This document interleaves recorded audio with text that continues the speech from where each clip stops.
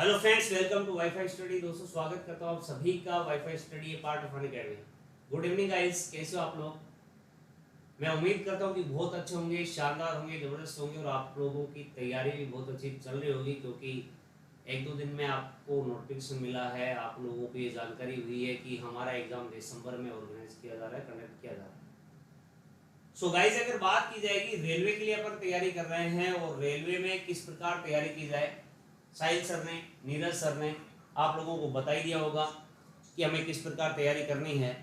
और अगर बात की जाएगी मेरे प्यारे मित्रों, वहाँ अगर हम चर्चा करेंगे कि मैं आपको बता देना चाहता हूँ कि 1 मिनट का बस इंतज़ार कीजिएगा आप लोग।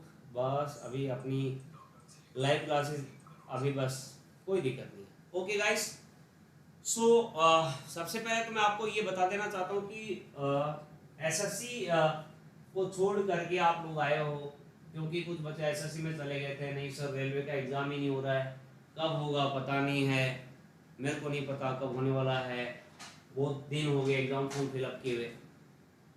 अभी हमें केवल और केवल रेलवे को फोकस करके एनटीपीसी या फिर ग्रुप डी की अगर बात की जाएगी, इसी को फोकस करना। जल्दी से जल्दी आप लोग प्लीज़ एक बार सेशन को शेयर कर दीजिएगा, उसके बाद में मैं चर्चा को प्रारंभ करता हूँ। और रेलवे की ये क्लासेज आपके लिए एनटीपीसी और ग्रुप डी के लिए रेगुलर, ये मेरे द्वारा आपके लिए डेली रेगुलर क्लासेज ये होने वाली है। सो गाइज, अगर बात की जाएगी, मैं आपको बेसिक से मैं आज स्टार्ट करने वाला हूँ। हम बात करने वाले हैं एनटीपीसी और ग्रुप डी के। सिलेबस क्या रहने वाला है सर? बात अगर की जाए मैथ्स, रीजनिंग हमारे लिए क्लासेस अवेलेबल हैं, लेकिन जीके वाला पार्ट ऐसा पार्ट है तो 40% मार्क रखता है, मतलब 40 क्वेश्चन आपके आने वाले हैं, 40 नंबर के ही रहने वाले हैं। किस प्रकार हम इसको कवर करेंगे, क्या क्या टॉपिक हमें पढ़ने पड़ेंगे, अब तक आप लोगों ने जान लिए होंगे या नहीं जाने हैं, तो मैं आज आपको बताने वाला हूँ।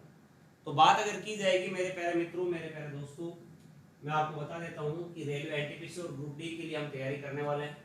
और आपको पता होगा कि सीबीटी 1 हमारा एग्जाम सबसे पहले होने वाला है। और सीबीटी 1 की अगर बात की जाएगी, जिसमें आपके जनरल अवेयरनेस वाला पार्ट जो रहता है, जिसमें 40% मार्क्स जो है आपके जीए वाले पार्ट से रहने वाले, जिसमें करंट अफेयर भी आएगा, जनरल साइंस भी होगी, Indian history, Indian art and culture, Indian geography, Indian polity, Indian economics, सारे पार्ट हमें यहाँ पर क्लियर करने पड़ेंगे। मैथमेटिक्स में ये कहूँगा साइंस से आप पढ़िएगा, बिल्कुल बने रहिएगा। जनरल इंटेलिजेंस एंड रीजनिंग की अगर बात की जाएगी, दीपक सर की क्लास भी चल रही होगी, या फिर अनअकैडमी लर्निंग ऐप पर, या फिर वाईफाई स्टडी मेन चैनल पर हमारे यहाँ पर क्लासेस अवेलेबल हैं, ये आप ले सकते हो। टोटल अपने 100 ट्यूशन यहाँ पर आने वाले हैं और मार्क्स टोटल अपना रहेगा कितना, 100 नंबर का मामला अपना है और 90 मिनट अपने को यहाँ पर मिलने वाले हैं। अब मैं ये कहना चाहता हूँ आप लोगों से कि मैथ्स और रीजनिंग आपने रेगुलर प्रैक्टिस भी की होगी, लेकिन सबसे मेन इंपॉर्टेंट पार्ट जो आता है, जो सीबीटी 2 में भी अपने को मिलेगा 50 मार्क्स का, वो क्या है? जनरल अवेयरनेस वाला पार्ट। 40 क्वेश्चन पूछे जाएंगे और मार्क्स कितने रहेंगे? 40। और बात अगर की जाएगी 40 क्वेश्चन जनरल अवेयरनेस, ये मैंने आपको बता दिया। 30 क्वेश्चन आपके मैथमेटिक्स के, 30 क्वेश्चन आपके रीजनिंग के रहने वाले हैं। टोटल मार्क्स आपके 100 रहने वाले हैं और 90 मिनट अपने पास वक्त रहने वाला है। मतलब मेरे प्यारे दोस्तों, जब तक आपकी मैथ्स के ऊपर, रीजनिंग के ऊपर कमांड नहीं होगी, जब तक आपकी प्रैक्टिस नहीं होगी, तब तक हम इसको क्लियर नहीं कर पाएंगे। ऐसा है क्या? नोबडी। मेरा कहने का मतलब ये दोनों सब्जेक्ट तो मेजर है ही हैं, इसके साथ में अपने को जब तक जीके क्लियर नहीं होगा तब तक हम कुछ भी नहीं हैं। मेरा कहने का मतलब ये, इंडियन पॉलिटी भी आनी चाहिए, जनरल साइंस भी आनी चाहिए, इंडियन हिस्ट्री भी आनी चाहिए, Indian art and culture. Sir ये तो बहुत सारे सब्जेक्ट हो गए, हम कैसे करेंगे? सर यही मैं मैथ्स भी कर लेता हूँ, मैं रीजनिंग भी कर लेता हूँ, हमें साहिल सर इतने अच्छे से पढ़ाते हैं कि मैथ्स तो पूरा क्लियर है हमारा। सर फिर ये हम फंसते कहाँ पर हैं? हमारा मेरिट जो डाउन, मतलब जो मेरा स्कोर होता है वो जीके वाला पार्ट मैं हमेशा इसी में पीछे रहता हूँ। गाय, चिंता करने की जरूरत नहीं है। जब तक मैं जिंदा हूँ, जब तक मैं हूँ, तब तक आपको इस जीके एंड डीएस वाले पार्ट में किसी भी प्रकार की कोई टेंशन लेने की जरूरत नहीं है। मैं ये दावा तो नहीं करता, लेकिन मैं इतना यकीन दिला सकता हूँ आप लोगों को कि मैं जो कुछ भी आपको यहाँ पर पढ़ाने वाला हूँ, वो सब आपको अंगुलियों पर याद करवाने का मैं दावा रखता हूँ। मेरे प्यारे दोस्तों, मेरी बात अगर की जाएगी मेरे प्यारे दोस्तों, मैं आपको बताना चाहता हूँ कि शायद सर की क्लास आप रेगुलर ज्वाइन कीजिएगा, मैथ्स की क्लास आती है, रेगुलर प्रैक्टिस कीजिएगा। रीजनिंग की क्लास जो कोई भी आपको अच्छा लगे, डीटी सर भी आपको पढ़ाते हैं, दीपक तीर्थयानी सर भी पढ़ाते हैं, और साइंस में नीरज जांगीर सर आपको पढ़ाते हैं। लेकिन history, art and culture, geography, polity एक मेजर पार्ट है हमारे लिए, काफ़ी इंपॉर्टेंट पार्ट है। जल्दी से जल्दी आप शेयर कर दीजिएगा, उसके बाद में मैं इस चर्चा को आगे बढ़ाता हूँ। मेरे प्यारे दोस्तों, बात अगर की जाएगी, मैं ये कहना चाहता हूँ कि आप लोगों को मैं सबसे पहले, जैसा आपको मैंने बताया कि हिस्ट्री वाला पार्ट जो आपका आता है ये मैं कवर करवाऊँगा। सर इतिहास तो इतना बड़ा है, इतिहास के इतने मोटे मोटे ग्रंथ हमारे सामने हैं, क्या सब हमको पढ़ने पड़ेंगे? ना मेरे लाडले, ना मेरे दोस्त, ना मेरे बाबू बच्चा, ये सब पढ़ने की ज़रूरत नहीं है। तो फिर सर क्या पढ़ें? इंडियन हिस्ट्री अगर हम देखते हैं तो मिडाइवल भी आता है, एंसेंट भी आता है, मॉडर्न हिस्ट्री भी आता है। बहुत सारे टीचर हमको ये कहते हैं मॉडर्न हिस्ट्री सबसे इम्पोर्टेंट और सबसे ज़्यादा क्वेश्चन यहाँ से पूछे जाएंगे। बहुत सारे एजुकेटर ऐसे कहते हैं मिडाइवल हिस्ट्री बहुत ज़्यादा इंपॉर्टेंट है, दिल्ली सल्तनत, मुगल एम्पायर बहुत ज़्यादा इंपॉर्टेंट है, वहाँ से हमसे क्वेश्चन पूछे जाएंगे। बहुत एजुकेटर ऐसे कहते हैं नो, बीजेपी की गवर्नमेंट चल रही है, इसी फलाने की गवर्नमेंट चल रही है, आपसे प्राचीन भारत से सबसे ज़्यादा क्वेश्चन पूछे जाएंगे। मैं ये कहता हूँ अगर हिस्ट्री वाले पार्ट में से कहीं से भी आपसे क्वेश्चन पूछा जाता है तो वो आप लोग सही करने वाले हो। क्यों? कक्ष में कॉपी पेन साथ में लेके बैठेगा, जो भी इंपॉर्टेंट बात है वैसे आपको पीडीएफ अवेलेबल रहेगा, रेगुलर क्लासेस आपके लिए रहेंगी, पूरा कोर्स आपको पढ़ा के कक्ष में ही जाऊँगा, कक्ष I mean to say that यहाँ पर आपकी क्लासेस रहेंगी, रेगुलर आपको अवेलेबल रहेंगी। सबसे पहले बात करते हैं हिस्ट्री की। अगर बात की जाएगी, इतिहास की अगर हम चर्चा करें मेरे प्यारे मित्रों, 3 पार्ट में हम इसको डिवाइड कर सकते हैं। एक तो आपका एंसेंट इंडिया, मतलब जिसको हिंदी में बोलते हैं प्राचीन भारत का इतिहास। प्राचीन भारत के इतिहास की अगर बात की जाएगी तो मैं ये कह सकता हूँ Indus Valley civilisation, Vedic civilisation, Jainism, Buddhism, Mauryan Empire and Gupta period. Sir इतने इंग्लिश में बोल रहे हो आज तो, क्या बात है, क्या खा के हो इतनी इंग्लिश बोल रहे हो? अरे लाडले, मेरा कहने का मतलब ये है कि मैं बात कर रहा हूँ प्राचीन काल के इतिहास में सिंधु घाटी सभ्यता, वैदिक सभ्यता, मौर्य काल, गुप्त काल, जैन धर्म और बौद्ध धर्म। अंगुलियों पे रटने वाले टॉपिक हैं, 6 टॉपिक हैं। सर फिर महाजनपद काल कौन पढ़ाएगा हमें? अरे महाजनपद काल की बात ऐसी है, हम यूपीएससी की प्रिपरेशन नहीं कर रहे हैं, हम स्टेट पीएससी की तैयारी नहीं कर रहे हैं, हमें static GK, I mean to say that हमें जीके वाले पार्ट में 40% सही करने हैं, और 40 में से 40 अगर अपने को स्कोर करना है तो हमें फालतू की दुनिया बहकाने का काम करती है। आपको महाजनपद पढ़ने पड़ेंगे, आपको मौर्योत्तर काल पढ़ना पड़ेगा, आपको गुप्तोत्तर काल पढ़ना पड़ेगा, आपको हर्षवर्धन के बारे में पढ़ना पड़ेगा, आप दक्षिण भारत के राजवंशों के बारे में पढ़ेंगे, पूर्वोत्तर भारत जो आता है उसके महत्वपूर्ण राजवंशों के बारे में पढ़ेंगे। पुराने पेपरों के प्रश्न साथ साथ में सोल्व कराता चलूँगा। मेरा कहने का मतलब यह है, जो आपसे रेलवे जो चाहता है वो मैं साथ साथ के आपको यहाँ पर सॉल्यूशन करवा के चलूँगा। जैसे बात अगर की जाएगी प्राचीन भारत की बात अगर हम करें, इंडस वैली सिविलाइजेशन आपका एक टॉपिक आता है जिसको हम कहते हैं सिंधु घाटी सभ्यता। बिल्कुल डिटेल से मैं आपको पढ़ाऊँगा। दूसरी बात अगर की जाएगी, वैदिक सिविलाइजेशन आपका आता है, वैदिक सभ्यता आता है। तीसरे टॉपिक की अगर हम बात करेंगे मेरे प्यारे मित्रों, जैन धर्म से रिलेटेड आपसे क्वेश्चन पूछ सकता है, बौद्ध धर्म से रिलेटेड आपसे क्वेश्चन पूछ सकता है, और साथ में अगर बात की जाएगी मौर्य काल, आपको पता होगा चंद्रगुप्त मौर्य, बिंदुसार, अशोक के बारे में आपसे प्रश्न पूछ सकता है, या फिर गुप्ता पीरियड जो आपका आता है, गुप्त काल जो आता है, यहां से आपसे प्रश्न पूछ सकता है। ये तो हो गया अपना प्राचीन भारत। सर अगर इन टॉपिक के अलावा अगर हमसे प्रश्न पूछ लिया तो फिर हम क्या करेंगे?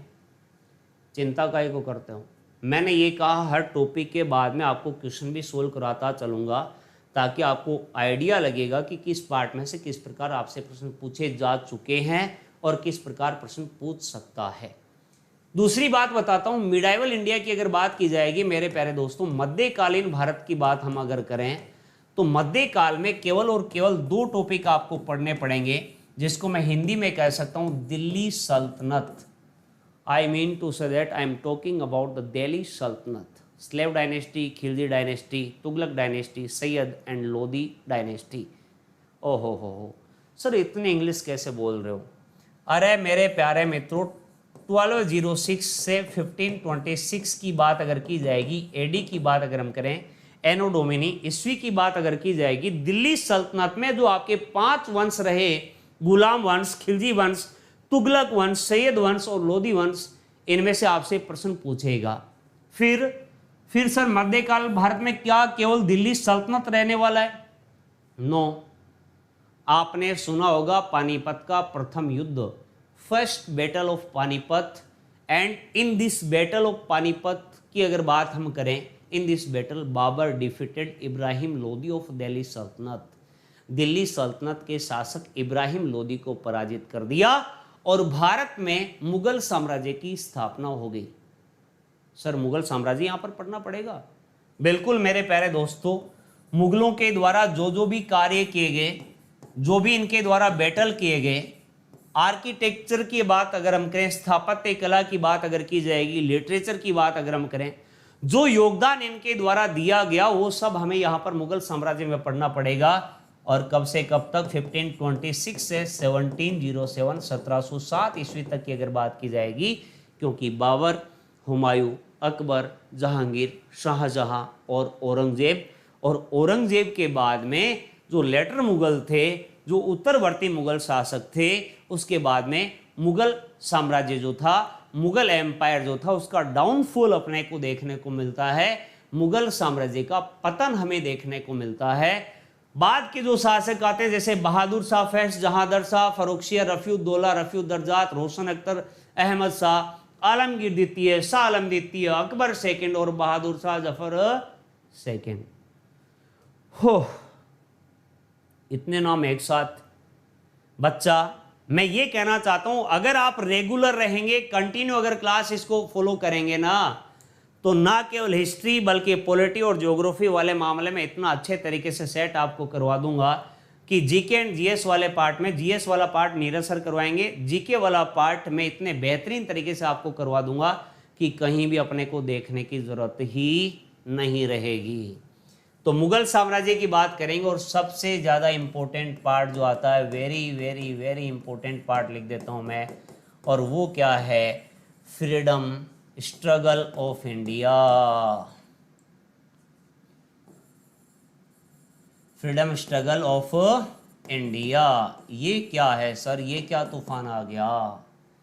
ये मेरे प्यारे दोस्तों वो तूफान है जिसकी वजह से हमें आज़ादी मिली और जिसकी वजह से हम आज खुली हवा में स्वतंत्र रूप से सांस ले रहे हैं। मेरा कहने का मतलब ये है कि आपको पता होगा 1757 1757 ईस्वी की बात अगर की जाएगी, कौन सा युद्ध हुआ था? बैटल ऑफ प्लासी, या फिर मैं ऐसा लिख सकता हूँ प्लासी का युद्ध हुआ, बिल्कुल हुआ। इसके बाद में 1764 1764 ईस्वी की अगर बात की जाएगी, कौन सा युद्ध हुआ? सर बैटल ऑफ बक्सर हुआ था, बिल्कुल हुआ था। और बक्सर के युद्ध के बाद अंग्रेजों के द्वारा, ब्रिटिश ईस्ट इंडिया कंपनी के द्वारा बंगाल वाले रीजन में अपने साम्राज्य को, अपने एम्पायर को इस्टेब्लिश करने का कार्य किया गया, अपना साम्राज्य स्थापित कर लिया। और धीरे धीरे ब्रिटिश ईस्ट इंडिया कंपनी ने चारों तरफ पैर फैलाने शुरू कर दिए।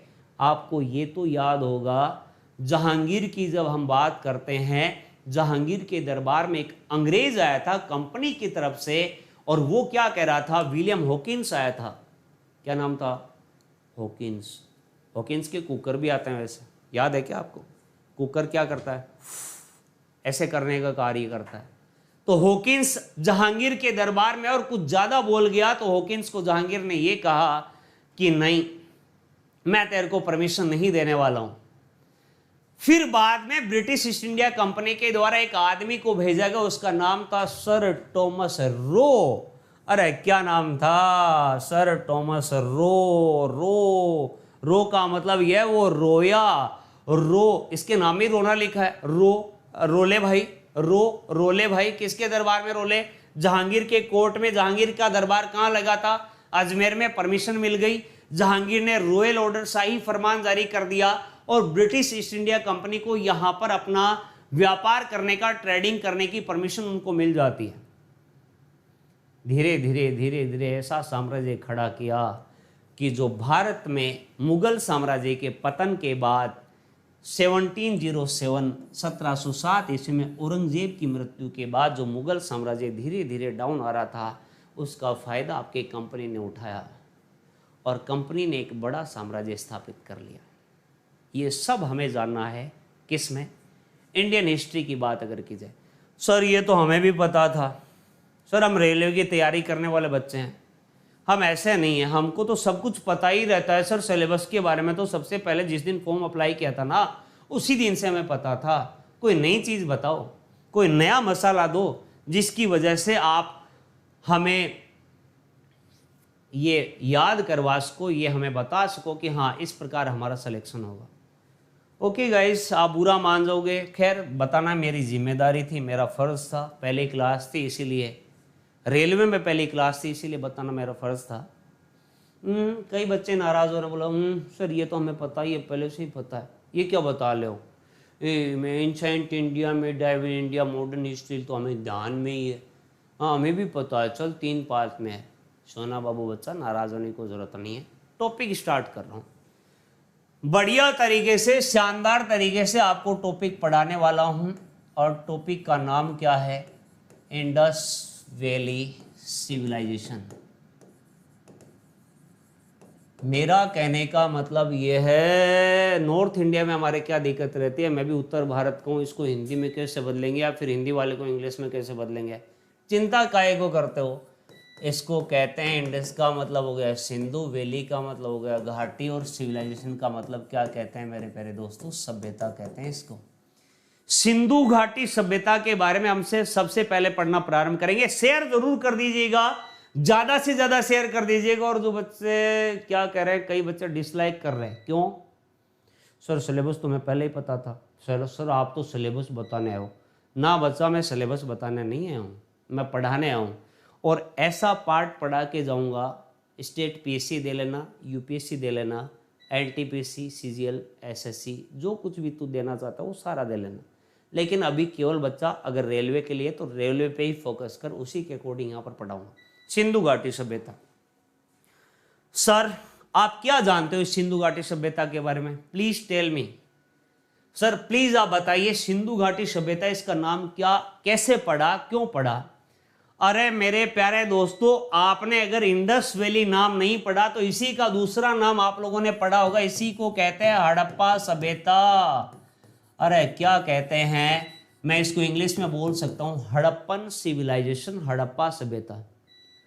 सर ये क्या बात हुई, अभी तो आप कह रहे थे इसको सिंधु घाटी कह रहे हैं और अभी आप कह रहे हो इसको हड़प्पा कह रहे हैं।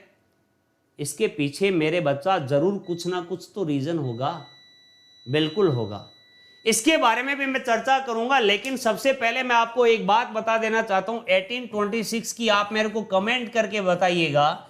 1826 ईस्वी की अगर हम बात करें, क्या अपने भारत में जहां पर हम अभी निवास कर रहे हैं, क्या अपने भारत में मेरे प्यारे दोस्तों उस समय ब्रिटिश ईस्ट इंडिया कंपनी का रूल था या नहीं था, यस या नो, कमेंट कीजिएगा, जल्दी से जल्दी मुझे कमेंट करके आंसर दीजिएगा।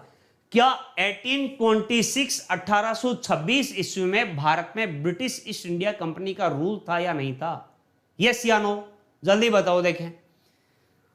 अरे बाबू बच्चा जल्दी बता दे यार, इतना इंतजार नहीं करूंगा मैं, यस या नो में आंसर आपको करना है।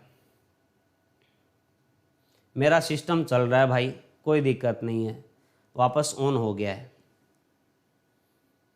जल्दी से जल्दी बता दो जी, यस या नो। अरे 1826 में तो कंपनी का ही रूल था, बिल्कुल था, हाँ जी बिल्कुल कंपनी का शासन था। तो 1826 में 1826 ईस्वी में एक व्यक्ति आया, एक आदमी आया जिसका नाम क्या है, चार्ल्स मेसन। इन एडी 1826 चार्ल्स मेसन के बारे में हम डिस्कस कर रहे हैं। हो सकता है जो बच्चे no no no no no no लिख रहे हैं ना, ना ना ना ना ना रे ना रे ना रे, अरे बच्चा उसको कर ले हाँ हाँ हाँ हाँ हाँ रे हाँ रे हाँ रे। बाबा 1826 में तो अंग्रेजी थे यहाँ पर, मैं अभी अभी बता के आया था आपको, 1757 battle of Plassey, 1764 battle of Buxar, Buxar की युद्ध की बात करके आए थे, और उसके बाद में अंग्रेज़ों ने अपना साम्राज्य यहाँ पर स्थापित कर लिया था। तो बाबू बच्चा यहाँ पर अंग्रेजी थे। नाम क्या लग रहा है? Charles mason. मैंने कोई सोनू, मोनू, राजू, सुरेश, महेंद्र, सुरेंद्र थोड़ी लिखा है। नाम क्या लिखा है? Charles mason. बात कब की हो रही है? 1826। 1826 ईस्वी की बात आती है। 1826 ईस्वी में चार्ल्स मेसन आदमी आया। कौन आया? अरे बोलो तो सही, कौन आया? चार्ल्स मेसन कब आया? 1826 में। कब आया? 1826 में। कौन आया? चार्ल्स मेसन आया। और चार्ल्स मेसन की अगर बात की जाएगी, ये आदमी थोड़ा सा शौकीन आदमी था। कैसे? जैसे शाम ढलेगी, जैसे सूर्यास्त, चार्ल्स मेसन मस्त। हाँ सर, सच्ची सही बात है क्या ये? अरे भैया झूठी बात बतानी नहीं है मेरे को सच्ची बात बतानी है। 1826 ईस्वी में चार्ल्स मेसन जो है ये गया मेरे प्यारे दोस्तों आपके हड़प्पा। कहाँ पर गया? हड़प्पा गया। और ये हड़प्पा के टीले के ऊपर बैठा। अब कुछ बच्चे ये समझेंगे टीला क्या है, आखिर ये टीला क्या होता है। एक्चुअल में I am talking about mounts. हम बात कर रहे हैं मेरे प्यारे दोस्तों टीले की बात कर रहे हैं। टीले का मतलब जानते हो ना सारे? अरे मेरा कहने का मतलब ये मिट्टी के टीले होते हैं कि नहीं होते? हमारे राजस्थान में इसको रेतीला धोरा बोलते हैं। रेतीला धोरा का मतलब ये होता बहुत बड़े एक बालू का आपको स्तूप दिखेगा। अरे रेत का टिब्बा, रमन टिब्बा, कहीं कहे टिब्बा, टिब्बे को कहते हैं टीला और इसको बोलते हैं माउंट्स। माउंट्स का मतलब टीला, टीले को क्या कहते हैं? माउंट कहते हैं। ये आदमी चार्ल्स मेसन जो है ये हड़प्पा पहुंचा। हड़प्पा पहुंच के कहाँ पर बैठा? माउंट के ऊपर बैठा, टीले के ऊपर बैठ गया। और टीले के ऊपर बैठ के क्या ले रहा है? हल्का हल्का सोमरस लगा रहा है। Did you know somras? Sir what is this somras? I mean to say that somras वो होता है जिसकी शॉप हमारे राजस्थान में रात को 8 बजे बंद होती है, कई जगह रात को 10 बजे बंद होती है, कई जगह इंडिया में पूरी रात ही खुली रहती है। जिसको लेने के बाद, सोमरस को लेने के बाद आदमी मस्त हो जाता, बोला आहा जिंदगी यही है। नहीं मेरे बच्चा, कुछ भी नहीं है। ज़िंदगी ख़त्म होने के सीन होते हैं वो। जब तक आप सफल नहीं होते तब तक सोमरस कुछ नहीं होता। तो ये चार्ल्स मेसन अपन करें क्या? अपने कोई भारत का थोड़ी, अपना कोई मेरा बच्चा थोड़ी है, कोई मेरा चाचा थोड़ी लगता है। ये गया तो गया, लेके गया, अपन क्या कर सकते हैं इसमें? ये हड़प्पा पहुंचा, हड़प्पा के टीले के ऊपर बैठ गया। टीले के ऊपर जाकर के इसके दिमाग में पता नहीं क्या बात आई और ये आदमी ये कहता है, क्या कहता है कि यहां पर कोई सभ्यता हो सकती है, यहां तो कोई सभ्यता है। ऐसे बोल दे आपको, यहां तो कोई सभ्यता है। मेरा कहने का मतलब यह है मेरे प्यारे दोस्तों कि आपके चार्ल्स मेसन ने सबसे पहले सभ्यता के, सिविलाइजेशन के बारे में इंडिकेट करने का कार्य किसने किया था? चार्ल्स मेसन ने किया था। कब किया था? 1826 में। आपसे क्वेश्चन के रूप में पूछ सकता है। क्वेश्चन ये आता है, सीधे सीधे क्वेश्चन ये पूछा जाता है, सर्वप्रथम क्या पूछा जाता है? सर्वप्रथम आपके यहां पर हम हड़प्पा सभ्यता के बारे में बात कर रहे हैं। सर्वप्रथम हड़प्पा सभ्यता के बारे में, हड़प्पा सभ्यता के बारे में, भाई थोड़ी सी इंग्लिश कमजोर है इसलिए मैं थोड़ा सा बता दूंगा, वैसे समझा दूंगा आपको, चिंता करने को जरूरत नहीं है। सबसे पहले हड़प्पा सभ्यता के बारे में संकेत की बात अगर की जाएगी, या फिर मैं यूं कह दूं कि ध्यान आकर्षित करने की बात अगर की जाएगी, ध्यान आकर्षित करने का कार्य किया। देख भाई पीपीटी वाला खेल मेरे पास है नहीं, सीधा लिख के बताऊंगा, पूरा समझा के बताऊंगा। ऑप्शन में देता हूं आपको, जैसे सर जॉन मार्शल की बात अगर की जाए, सर जॉन मार्शल। दूसरा ऑप्शन में देता हूं जेम्स टूड। क्या देता हूं? जेम्स टूड। भारतीय लोगों को जब भी हड़प्पा सभ्यता की बात आती है, एक ऑप्शन बड़ा पसंद आता है, राय बहादुर दयाराम साहनी। राय बहादुर दयाराम साहनी, ये बड़ा ऑप्शन, बड़ा फेवरेट है इनका। और चौथा ऑप्शन में आपको डी देता हूं, चार्ल्स मेसन इन 1826 1826 ईस्वी में the first person who attract, मतलब जिसने ध्यान दिलवाया हड़प्पा सभ्यता के बारे में, वो आदमी कौन आएगा? ऐसा प्रश्न आपसे पूछा जा सकता है। कैसे? जो मैंने आपको यहां पर बात बताई, 1826 में चार्ल्स मेसन ने सबसे पहले हड़प्पा के तरफ संकेत दिया। ये हड़प्पा के टीलों के ऊपर जाके बैठा और इसी ने इसके लिए ध्यान आकर्षित करवाने का कार्य करवाया। तो इसका आंसर क्या हो जाना चाहिए, आप मेरे को ये बता दीजिएगा। जल्दी से कमेंट करके आंसर बताओ, देखें इसका आंसर क्या होगा, जल्दी से बताओ देखें। अरे बोलो तो सही। हाँ जी, क्लास 1 आवर की हो जाएगी, चिंता क्यों करता है लाडले तुम। अरे जल्दी बता, इसका आंसर क्या हो जाएगा, जल्दी से बता दे देखें। अब आप कहेंगे सर ये तो सीधा सीधा प्रश्न है। शेयर जरूर करते रहे, साथ में रेगुलर क्लासेस आपके लिए रहने वाली है। सबसे पहले पहला व्यक्ति जिसने हड़प्पा सभ्यता की ओर, या फिर हम यूं कह दें कि हड़प्पा सभ्यता के जो टीले थे उनकी ओर ध्यान आकर्षित करवाने का कार्य किसने किया। एक बच्चा है जो एफ आंसर दे रहा है। I like it, I love you मेरे प्यारे दोस्त, मेरा आशीर्वाद है हमेशा तू एफ ही आंसर करते रहना और इसी प्रकार मस्त रहना। जबकि करेक्ट आंसर क्या हो जाएगा, मेरे सभी बच्चे जो सीरियस होकर तैयारी कर रहे हैं, बिल्कुल डी इसका करेक्ट आंसर हो जाएगा। सबसे पहले इंडस वैली जो आती है, सिंधु घाटी जो आती है, उसकी ओर अट्रैक्शन या अट्रैक्ट करने का कार्य जो किया गया, ये सबसे पहले चार्ल्स मेसन के द्वारा किया गया। कब किया गया, आपसे अगर ऐसा पूछ ले वेन, तब आप बताएंगे 1826, 1826 एडी की बात है। 1826 ईस्वी में ऐसा किया गया था। नेक्स्ट प्रश्न देखते हैं, अगला प्रश्न देखते हैं क्या कहता है। नहीं सर, अगला प्रश्न तो हमें देखना ही नहीं है। आप हमें ये बता दो कि हड़प्पा सभ्यता से रिलेटेड और इंपॉर्टेंट बातें क्या हो सकती हैं। तो मेरे प्यारे दोस्तों, बात अगर की जाएगी हड़प्पा सभ्यता के बारे में या इंडस वैली के बारे में अगर हम चर्चा करें, वो क्या और इंपॉर्टेंट बातें हो सकती हैं, ये सारी बातें हम कब करने वाले हैं, कल करने वाले हैं मेरे प्यारे दोस्तों। क्या कल किया जाए या फिर आज ही किया जाए, जल्दी से जल्दी कमेंट करके आप मेरे को बता दीजिएगा। आज इसको कंटिन्यू करें या फिर कल करें, जल्दी से बताओ देखें। अरे मज़ा आ रहा है क्या, जल्दी से बताओ। आज ही कंटिन्यू किया जाए या फिर इसको कल किया जाए। कल 1 घंटे की क्लास आपकी लगा दी जाएगी। अलेक्जेंडर कनिंघम कौन था सर? विजय कुमार जी बहुत अच्छा प्रश्न पूछ रहे हो। 1861 the Indian archaeological survey of India, भारतीय पुरातत्व सर्वेक्षण विभाग की स्थापना की गई थी, उसके हेड थे मेरे प्यारे दोस्त। ऐसे शेयर वेयर नहीं करोगे तो फिर आज कैसे करूँगा, आज ही सर, आज ही सर, आज ही सर। ओ हो, देखो क्यों शेयर तो कर नहीं रहे, ऐसे कैसे मजा आएगा। फिर शेयर करो देखे एक बार, फिर चलो फिर कंटिन्यू करता हूं। अब देखिएगा, मैं आपको ये बात बताना चाहता हूं। बात आती है 1921, 1921 ईस्वी और 1922 ईस्वी। क्या सर डायरेक्ट 1921-22 की बात आएगी क्या? नहीं मेरे प्यारे दोस्तों, नहीं मेरे प्यारे मित्रों। बात अगर की जाएगी 1920-21 ईस्वी की, अगर हम चर्चा करेंगे उसकी बात अगर की जाएगी, तो मैं आपको ये बताना चाहता हूँ कि 1856 ईस्वी की बात आती है। 1856 कब की बात हम कर रहे हैं? इन एडी 1856, 1856 ईस्वी। हर बात की जानकारी आप लोगों को होनी चाहिए, पूरे बात के बारे में आपको पता होना चाहिए।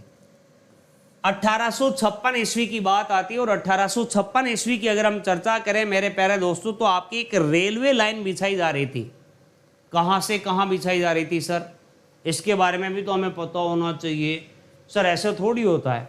तो मेरे प्यारे दोस्तों, लाहौर तो नाम आपने सुना होगा। 1856 ईस्वी की बात हम कर रहे थे और ये आपका आता है लाहौर। और लाहौर से अगर बात की जाएगी, इधर लिख देता हूँ मैं, कराची। क्या लिख दिया मैंने? लाहौर से कराची के बीच में आपकी क्या बिछाई जा रही है? रेलवे लाइन बिछाने का कार्य किया जा रहा है। अब देखिएगा, इस रेलवे की अगर बात की जाएगी, क्योंकि आप रेलवे की तैयारी कर रहे हो इसलिए बात बता रहा हूं, नहीं तो मैं बताता ही नहीं। पक्का प्रोमिस में किसी क्लास में बात नहीं बताता। आप रेलवे की तैयारी करो इसलिए रेलवे वाली बात लेके आऊँ बीच में। बोला सर रेलवे से इतना लगाव कैसे आपको? क्योंकि आप रेलवे की तैयारी करो इसलिए बता रहा हूँ भाई, नहीं तो मैं बताता ही नहीं। तो रेलवे की अगर बात की जाएगी, रेलवे लाइन सर 1856 में ही क्या लाहौर से कराची स्टार्ट हो गया था क्या इंडिया में? तो सबसे पहले 1853 की बात आती है, 1853 ईस्वी की बात आती है। हमने तो ऐसा सुना है कि मुंबई से थाने के बीच में सबसे पहले रेलवे लाइन बिछाई गई थी। माय डियर फ्रेंड्स, मेरे प्यारे मित्रों, अंग्रेज यहाँ पर थे, अंग्रेजी साम्राज्य यहाँ पर था और अंग्रेज केवल और वहीं लाइन बिछाना चाहते थे जहां पर उनका फायदा था। वो कच्चा माल ट्रांसपोर्ट करके पोर्ट तक पहुंचाएंगे, बंदरगाह तक पहुंचाएंगे और उसको कहाँ भेज देंगे? बाहर भेज देंगे। अपने फायदे के लिए केवल उनके द्वारा ये रेलवे लाइन बिछाई गई। और जब लाहौर से आपके कराची तक रेलवे लाइन पहुंच रही थी तब यहां पर काम में ली जा रही थी क्या? ब्रिक्स। अलो, ये क्या तूफान आ गया? ब्रिक्स क्या होता है सर? ब्रिक्स की अगर बात की जाएगी मेरे प्यारे दोस्तों, हम बात कर रहे हैं किसके बारे में? ईंट के बारे में हम चर्चा कर रहे हैं। आखिरकार ये ईंट क्या है? अरे मकान तो होगा, टापरा तो होगा, अपना घर तो है, उसी को तो टापरा कहते हैं, उसी को मकान कहते हैं, उसी को बिल्डिंग कह देते हैं। किससे बनती है? ईंट्स। यहाँ पर 1856 ईस्वी में लाहौर से कराची के बीच रेलवे लाइन बिछ रही है जिसमें ईंटों का प्रयोग किया जा रहा है। और ये ईंटों का प्रयोग जो है, ये दो भाई हैं, जॉन बर्टन और विलियम बर्टन। क्या नाम है? एक लिखा मैंने,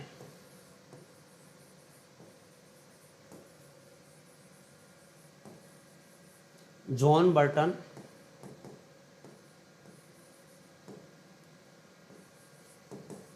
और दूसरा कौन सा लिखा? William Burton. कोई इंग्लिश में एक दो वर्ड में मिस्टेक हो तो माफ़ कर देना, कोई दिक्कत नहीं, समझाने का पूरा प्रयास कर दूंगा। ये है जॉन बर्टन और दूसरा कौन सा है? ये है आपका विलियम बर्टन। अपना प्रश्न सही होना चाहिए, अपने एग्जाम में अपने को नंबर मिलने चाहिए, मेरा उद्देश्य यही है। दो आदमियों के पास में जिम्मेदारी है ये रेलवे लाइन बिछाने की, लाहौर से कराची के बीच में, जॉन बर्टन और विलियम बर्टन। और ये जॉन बर्टन और विलियम बर्टन जो हैं, ये मेरे प्यारे दोस्तों आपके यहाँ पर इस रेलवे ट्रैक में जो ईंट काम में ले रहे हैं, ये ईंट कहाँ से ला रहे हैं? ये आपके हड़प्पा के टीलों से ला रहे हैं। कहाँ से ला रहे हैं? अरे जहाँ पर आपका चार्ल्स मेसन बैठा था ना, वहीं से ये ईंटें निकाल करके यहाँ पर इस रेलवे ट्रैक में बिछा रहे हैं। तो वहां पर क्या ईंटें अपना पैदा हो रही हैं क्या? वहां पर जरूर कोई ना कोई सिविलाइजेशन था, जरूर कोई ना कोई सभ्यता थी जिसकी वजह से वहां पर ये ब्रिक्स आपको मिली, जिसकी वजह से आपको ईंटें वहां पर मिली। अरे कहानी के रूप में सोचिए, अपने आप को खुद वहां पर सामने खड़ा कीजिएगा। इतिहास ऐसा सब्जेक्ट है, हिस्ट्री एक ऐसा सब्जेक्ट है, ना केवल हिस्ट्री बल्कि ज्योग्राफी और पॉलिटी, तीनों ऐसे सब्जेक्ट हैं। अगर खुद को आप वहां पर मौजूद रखोगे ना, अंगुलियों पर याद हो जाएगा ऐसे। आपने सोचा 1826 में एक आदमी गया, चार्ल्स मेसन गया, कहाँ गया? हड़प्पा गया। हड़प्पा में कहाँ गया? टीले के ऊपर जाके बैठा। बोला क्या कर रहा था? बोला सोमरस ले रहा था। सोमरस लेते लेते उसकी इच्छा हुई, उसकी दिमाग में ये बात आई, बोला यहाँ पर कोई सभ्यता हो सकती है, और हुई। सबसे पहले संकेत किसने दिया? चार्ल्स मेसन ने। कब दिया? 1826 में दिया। अब बात आ रही है 1856 ईस्वी की, 1856 की बात कर रहा हूं।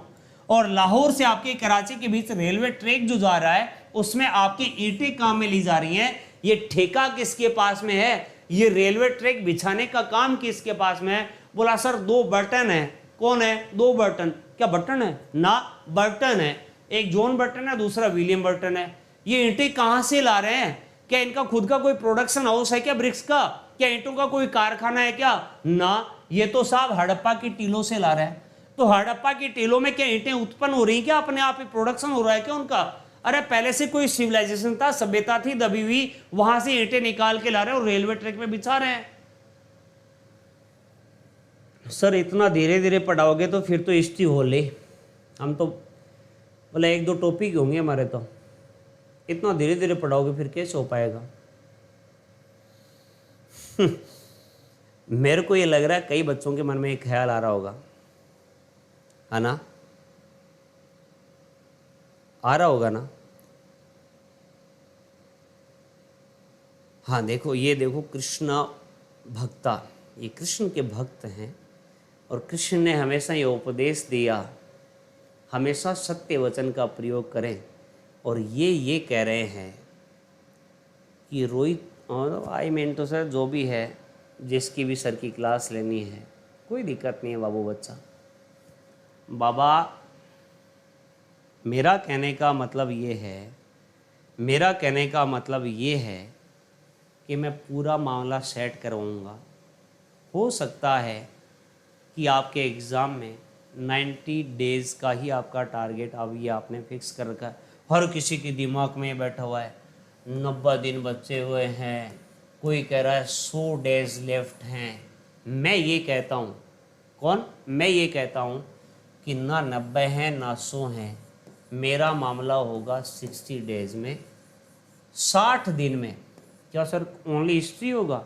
ना बाबू, केवल हिस्ट्री नहीं होगा, हिस्ट्री भी होगा, इसके साथ में आपका पॉलिटी भी होगा, और इसके साथ में आपका ज्योग्राफी भी होगा, इसके बाद में आपका स्पोर्ट्स भी होगा, उसके साथ में आपके प्रमुख इम्पोर्टेंट जो व्यक्ति आते हैं वो भी होंगे, आपके महत्वपूर्ण जो गेम के अलावा अगर हम डांस की बात करें अलग अलग स्टेट की वो भी होगा, विश्व की जितनी भी महत्वपूर्ण संस्थाएं आती हैं वो भी होगा। सब कुछ मैं करवाऊँगा। पहला दिन है, आराम से प्यार से पीना पड़ता है ना सोमरस का प्याला। एक साथ सोमरस का प्याला अगर पी लोगे तो फिर क्या होगा? उल्टी हो जाएगी, वोमिटिंग हो जाएगी। मैं ये नहीं चाहता कि ये धीरे धीरे अगर हम पिएंगे तो अच्छे तरीके से हमारा मामला सेट हो जाएगा और बढ़िया तरीके से हमारा मामला सेट हो जाएगा। इसीलिए मैं ये चाहता हूँ मेरे प्यारे दोस्तों कि ओनली 60 डेज़। सर क्या थ्योरी हो पाएगी क्या 60 डेज़ में? ना मेरे बाबू बच्चा, ना मेरे दोस्त। साथ में मैं तेरे को क्या करवा दूंगा, क्वेश्चन भी करवाता चलूँगा। तो मैं ये कह रहा था कि हड़प्पा टीलों के बारे में बात मैंने आपको बताई। 1856 में लाहौर से कराची के बीच रेलवे लाइन बिछ रही थी जिसमें ईंटों का प्रयोग किया जा रहा था।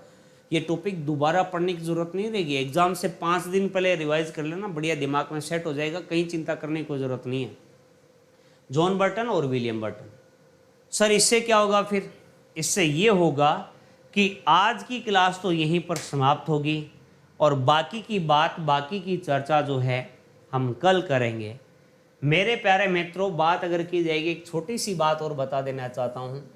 अगर आप लोगों ने अनअकैडमी लर्निंग ऐप डाउनलोड नहीं कर रखा है तो इसको डाउनलोड अवश्य कीजिएगा और यहाँ पर आप मुझे सर्च कीजिएगा प्रवीण कुमार के नाम से। जैसे ही आप सर्च करेंगे मेरा प्रोफाइल आपको यहाँ पर दिख जाएगा और यहाँ आप मुझे फॉलो कीजिएगा। अगर आप मुझे यहाँ पर फॉलो कर लोगे तो मेरे द्वारा जो भी फ्री स्पेशल क्लासेस चलाई जाती हैं अनअकैडमी लर्निंग ऐप पर वो आप लोगों को मिल जाएगी। साथ में अनअकैडमी लर्निंग ऐप पर अगर आप सब्सक्रिप्शन लेना चाहते हो तो मेरा रेफरल कोड जो है यह प्रवीण11 है, प्रवीण11। और ये अगर आप अप्लाई करोगे तो 10% का डिस्काउंट आप लोगों को मिल जाएगा और 10% का डिस्काउंट मिल जाएगा। साथ में जितने भी एजुकेटर हैं जिनकी भी क्लासेस चल रही हैं वो सारी क्लासेस आपको मिल जाएंगी और साथ में वीकली क्विज भी होता है, डाउट सेशन भी यहाँ पर रहता है, PDF भी आपको हर कंटेंट की जो कुछ आपको पढ़ाया जाता है उसकी अवेलेबल रहती है। तो एक बार मेरे साथ सभी बच्चे ज़ोर से बोल देंगे भारत माता की जय।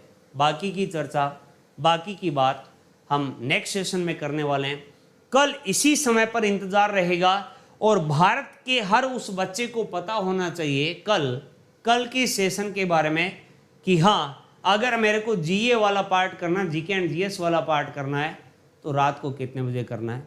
11 बजे लाइव क्लास आपकी रहेगी। मैथ्स आप साहिल सर से पढ़ लीजिएगा, रीजनिंग आप DT सर या जो कोई भी दूसरे एजुकेटर आपको पढ़ा रहे हैं उनसे पढ़ लीजिएगा, साइंस आप नीरज सर से पढ़ सकते हो। लेकिन ये वाला मामला जो है ये हम सेट करेंगे, साथ में मिलकर सेट करेंगे।